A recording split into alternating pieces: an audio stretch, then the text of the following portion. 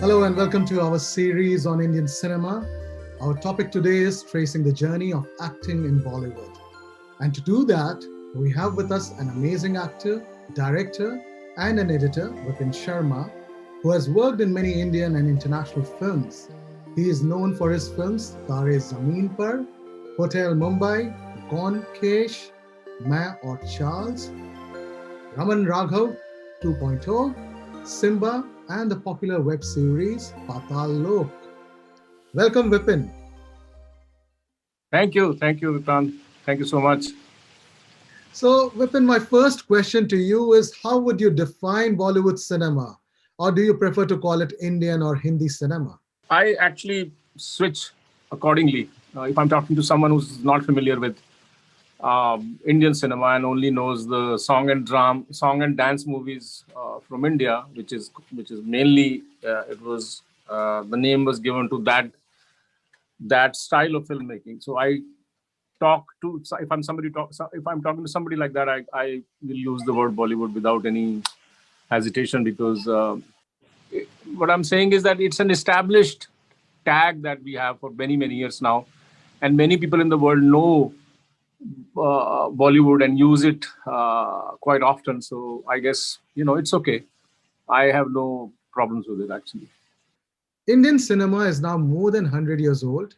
It has a great history.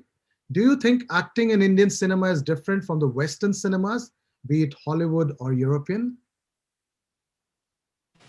Yeah, it's always been different. It started with a lot of in the silent era. Silent era was melodramatic pretty much everywhere, but especially in India because the actors in the beginning and the filmmakers they all had a theater background, Parsi theater, which was a theater which was larger than life, big gestures and songs and everything. So it started from there. So we've had that in our cinema for a very long period of time.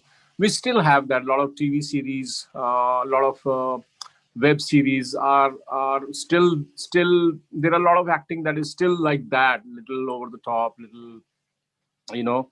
So we've had that for last many years, and we have been different. Our acting style has been different from the West because West has a different kind of system also in place in terms of actors training and all. Our actors mainly trained in music, dance initially, so that has stayed with us. Things are changing a little bit now. You are seeing a bit more subtlety in performances, and that is primarily because of the writing, also primarily because of the exposure that the Indian audience, Indian filmmakers, Indian actors have had. We now have access to uh, pretty much the world. We can see anything from anywhere on Netflix, Amazon.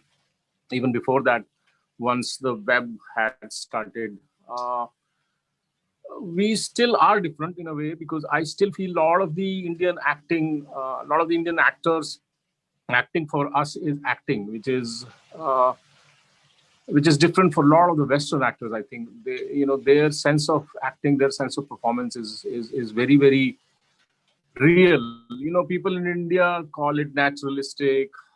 They call it method acting, and I laugh because we have no idea what method acting is all about. In India, if someone says I'm teaching method acting, I really get really upset. And if someone says, people say, "Oh, he's a method actor or she's a method actor," it's just we know we're close to that actually. So our acting style has had been very different, will stay a little bit on that side also. But I also see a lot of progress in new actors, and a lot of people are taking chances. People are trying to do stuff differently. A lot of subtlety is now coming in, as I said. So yeah, it's an ever evolving art form. So it'll keep doing that.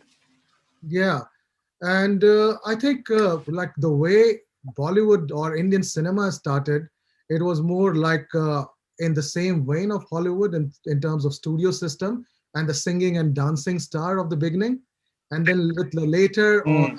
while song and dance remained in Bollywood, dancing stars also became an Mm. important factor in Bollywood cinema. I don't know if it was important or if it was needed. It was there, because our folk theater is very much music and dance and singing. Then it came into cinema, and then cinema, it became an excuse for a lot of the things. When a situation is stuck somewhere, put in a song. Songs also sold separately.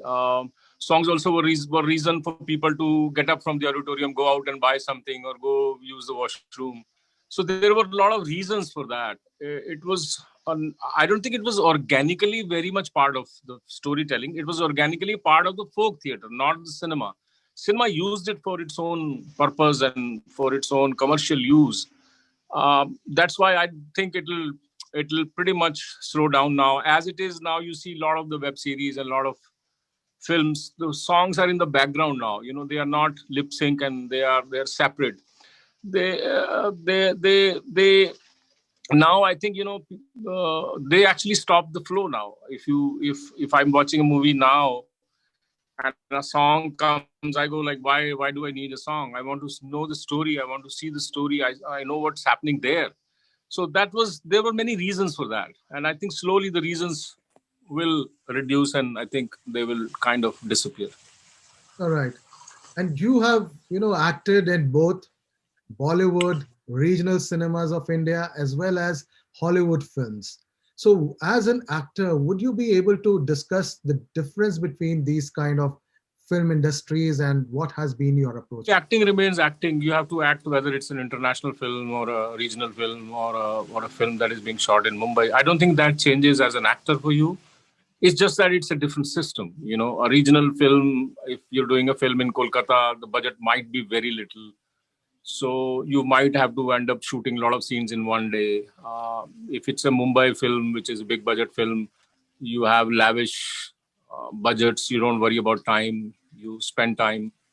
Um, if it's same with Hollywood films, if the budget, generally the budget is pretty decent.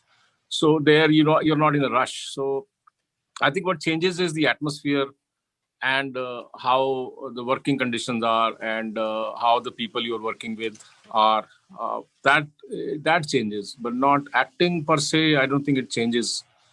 It should not, because you can't do less acting if it's less budget film. You know what I mean? Yeah. So for as an actor, it doesn't matter. It has no, yeah. But do you think there is still some kind of differentiation? And though you discussed that earlier in my first question about the difference of Indian cinema as well as Hollywood cinema or the Western cinema, but if we look at today in the more contemporary in the present times, so if you look at a Hollywood cinema and the actors in there, and then you look at these kind of very star-driven films of India and the actors who are supposed to come with a certain mannerism, certain style, certain way of delivering dialogue. So, do you think if that's the kind of similar expectations in Hollywood, maybe in those kind of Marvel kind of films, maybe yes, but not majorly that we see. But yeah, so just taking a lead on the kind of difference, what do you see there or here? As I said, I don't think it changes anything for an actor. Actually, I mean, you still have to act. As I said, that you might have more time, you might have more, you know, if you're doing a Bollywood mainstream movie, for example, you may not have the dialogues on the day of the shoot. You may not have received the dialogues before the day of the shoot. So you reach the shoot and you get dialogues there. Sometimes that could happen, but that's very rare, and that only happens if you're doing a typical mainstream Bollywood movie, where a lot of the time scenes are written on the sets, because they don't want to share the script with a lot of the actors, and at times they also improvise as they go along. They change things. So yeah, there have been instances where I have been given dialogues on the day of the shoot, right when I reach. Hmm. So that's a difference, because then you have to, and of course then you're given time also. It's not that you are given the dialogue and you are rushed to the set. You are given time. So eventually it boils down to the same thing, that you have to do what you do. you know the only difference is that you may not have a prep time for that scene. You might have to just do it on sets. You might have to improvise then and there only. Lots of people, till date, they keep on, comparing Bollywood with Hollywood. And they feel that, Bollywood apes Hollywood quite a lot, which can be contested. Of course, there are lots of differences, but I would like your perspective on this issue. Yeah. There have been many incidences. I keep seeing on social media, people put up posters which are like straight copy of some Hollywood film. There are many stories of films that are totally basically copies of some Hollywood Western film. There are a lot of instances like that. It's true. But it's changing now because of the copyright issues. Now, copyright issues have become quite stringent all over the world. And, people can reach this side also from Hollywood. There have been instances where some of the Indian films have been banned or have not been able to release because of the copyright issues. So yeah, that was true. That is true actually. A lot of the films were blatant copies of Hollywood films. It's true. Okay. So, but as I said, it's changing now. Okay. So now I would like to know more about your own work, your own body of work, and your journey as an actor. Can you tell us about what has excited you, the kind of work that you have done, and what has been, your journey in Bollywood? Well, I basically quit acting for many, many years, as you know, and then I came back. And when I came back, I was very sure that this is what I want to do. Earlier, when I was acting, I wasn't very sure if I'm an actor or not, But this time around, post Tare Zameen Par, I knew that I am an actor, and I knew that this is what I would love to do. And I've been doing that, and I've been very fortunate. I've been part of some of the best films made in the last 10 years, 15 years that since I've been back. I've worked with some of the best filmmakers, and I'm still getting to work with a lot of the exciting filmmakers that are there in Mumbai.